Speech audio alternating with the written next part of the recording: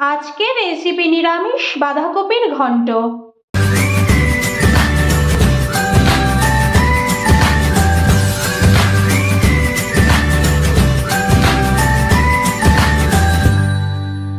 নমস্কার বন্ধুরা, অপরাজিতাস কিচেনে আপনাদের সবাইকে স্বাগত। আশা করি আপনারা সবাই ভালো আছেন। আজ আমি সম্পূর্ণ নিরামিষভাবে বাঁধাকপির ঘন্ট বানাবো। কিভাবে এই ঘন্টটা আমি বানাবো তা দেখে নিই। নিরামিষ বাঁধাকপির ঘন্ট বানানোর জন্য আমি এখানে একটা বাঁধাকপি নিয়ে নিয়েছি। এই বাঁধাকপিটাকে আমি কেটে কুচি করে নেব।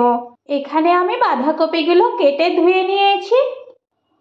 আর আমি নিয়ে নিয়েছি 3টে মিডিয়াম সাইজের আলুকে এভাবে কেটে নিয়েছি, মটরশুঁটি নিয়েছি আর একটা টমেটোকে কেটে নিয়েছি। এগুলোকে আমি সব ধুয়ে কেটে নিয়েছি। এখানে আমি একটা কড়াই বসিয়ে কড়াইটা গরম করে নিয়েছি। এই খালি কড়াইতেই আমি একটা মশলা বানিয়ে নেব। এই মশলাটা বানানোর জন্য আমি এখানে ধনে নিয়েছি 1 চামচ, জিরে নিয়েছি 1 চামচ, আর এখানে মৌরি নিয়েছি 1 চামচ, আর কিছুটা পরিমাণ গোটা গরম মশলা মানে লবঙ্গ, এলাচ আর দারচিনি, আর একটা শুকনো লঙ্কা নিয়েছি। এগুলোকে আমি খালি কড়াইতে নেড়ে নেব। এই মশলাটা নিরামিষ যে কোনো তরকারিতে দিলে খেতে খুব টেস্টি হয়। এই মশলাটা কিন্তু আমি খুব বেশি ভেজে নেব না। এর মধ্যে থেকে একটু গন্ধ বেরোলেই আর অল্প একটু নেড়ে ছেড়েই আমি এই মশলাটা নামিয়ে নেব। মশলাটা আমার ভেজে নেওয়া হয়ে গেছে। এবার আমি এই মশলাটা নামিয়ে নেব। মশলাগুলো আমি একটা মিক্সিতে নিয়ে নিয়েছি। এবার এগুলো আমি গুঁড়ো করে নেব। এখানে আমি একটা কড়াই বসিয়ে তেল গরম করে নিয়েছি। তার মধ্যে আমি ফোড়নে দিচ্ছি 1/2 চামচ গোটা জিরে, একটা শুকনো লঙ্কা আর একটা তেজপাতাকে আমি ছিঁড়ে দিয়েছি। এবার এর মধ্যে আমি 1 চামচ আদা বাটা দিচ্ছি, 1/2 চামচ জিরে বাটা দিচ্ছি আর একটা কাঁচা লঙ্কা দিয়ে দিলাম। মশলাগুলো একটু নেড়ে চেড়ে তার মধ্যে আমি কেটে রাখা টমেটোগুলো দিয়ে দিলাম।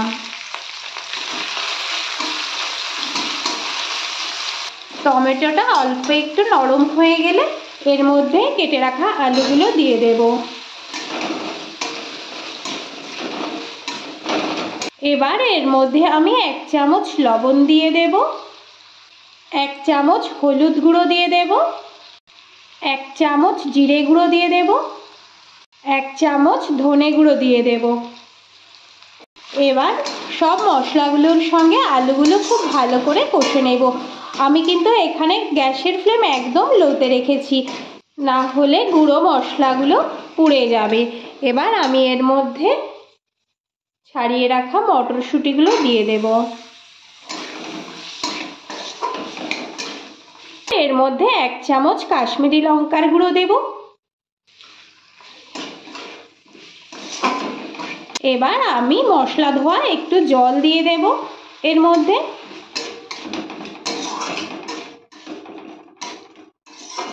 এবার আমি গ্যাসের ফ্লেম মিডিয়াম টু হাইতে রেখে এইগুলো সব একসঙ্গে কষে নেব। মশলাগুলো আমার খুব ভালো করে কষে নেওয়া হয়ে গেছে, মশলা থেকে তেল ছেড়ে দিয়েছে।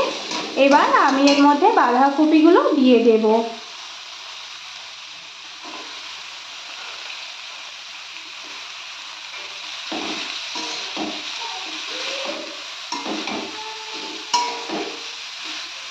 বাঁধাকপিটাকে আমি ভালোভাবে এবার মশলার সঙ্গে নেড়ে ছেড়ে ঢেকে দেব।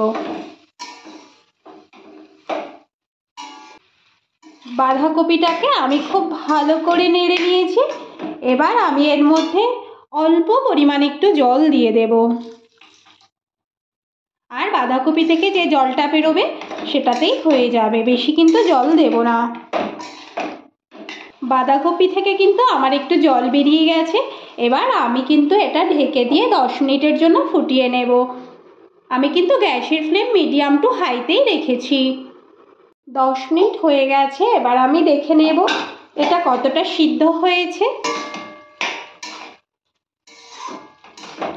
এখনো কিন্তু আরও 5 মিনিট একে ফোটাতে হবে। এখনো কিন্তু সিদ্ধ হয়নি আলুগুলো ভালোভাবে। আমি আবার একে ঢেকে দিয়ে 5 মিনিট ফুটিয়ে নেব। গ্যাসের ফ্লেম আমি মিডিয়াম টু হাইতেই রেখেছি। 5 মিনিট হয়ে গেছে, এবার আমি আবারও দেখে নেব আলুগুলো ঠিকঠাক সিদ্ধ হয়েছে কিনা।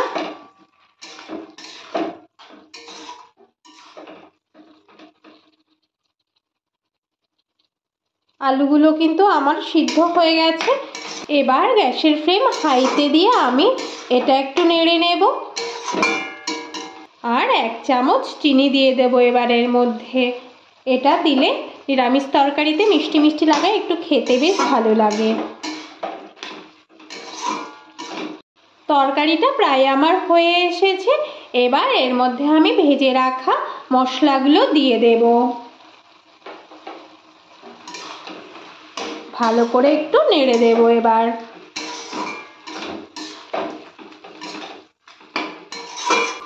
বাঁধাকপিটা প্রায় আমার হয়ে এসেছে।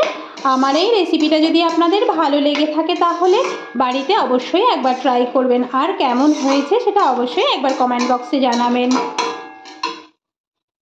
বাঁধাকপিটা আমার হয়ে গেছে, এবার আমি এটা পরিবেশন করে ফেলবো। হয়ে গেল আমার নিরামিষ বাঁধাকপির ঘন্ট। এটা আমি পরিবেশন করে ফেলছি। আমার এই ভিডিওটা যদি আপনাদের ভালো লেগে থাকে তাহলে লাইক শেয়ার কমেন্ট অবশ্যই করবেন, আর পাশে থাকা ছোট বেল আইকনটা প্রেস করবেন। আমি নতুন কোনো ভিডিও আপলোড করলে আপনাদের কাছে খুব সহজে একটা ছোট্ট নোটিফিকেশন পৌঁছে যায়। আজ এ পর্যন্তই, দেখা হবে পরবর্তী নতুন ভিডিওতে।